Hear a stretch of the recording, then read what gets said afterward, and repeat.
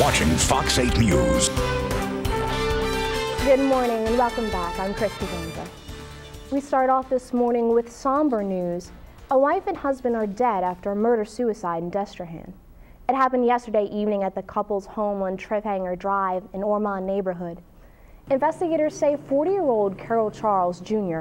shot and killed his wife, 38-year-old Finnish Charles, before turning the gun on himself. Police say their 16-year-old daughter heard the shots and called 911 after finding her parents dead. Finnish was a 7th grade science teacher at R.K. Smith Middle School in Luling. Coworkers gathered outside her home, still shocked last night. Williams says Finnish was loved by all her students and will be dearly missed.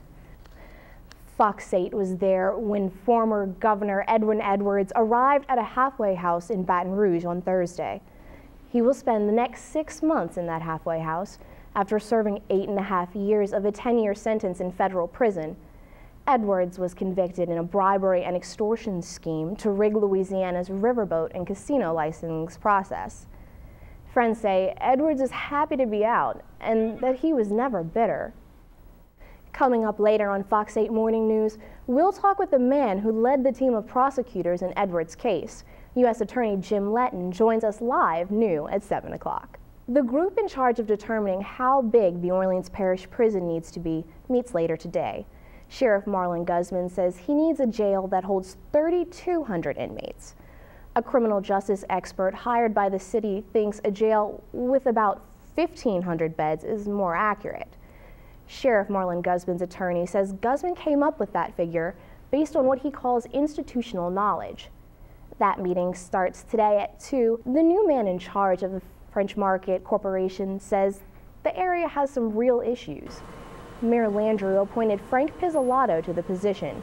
Pizzolatto says he will first talk with French Quarter tenants and tackle their air conditioning problem. Some vendors at the market say they haven't had AC for the past 2 summers, and it's affected their business. Pizzolatto says other priorities include reconnecting with locals and finding more ways to be accessible, and making the market area a shopping destination with a variety of vendors, including seafood and produce. A Mid-City bar owner loses his fight to save his business. The Outer Banks bar stood in the footprint of the new VA hospital until it was torn down.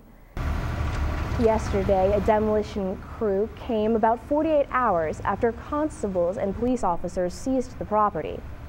Owner Greg Goth had been working to get what he considered a better settlement for the loss of the building before he was evicted on Monday. If you owe property taxes in St. Tammany Parish, today is the last day for you to pay your bill without a fine. The Sheriff's Office says to expect an added 1% interest fee for every month your bill is late. Bills can be paid at the Justice Center in Covington between 8 in the morning and 4:30 in the afternoon, or you can pay online through the Sheriff's website. That's a look at today's headlines. Stay with us. Fox 8 News continues after the break.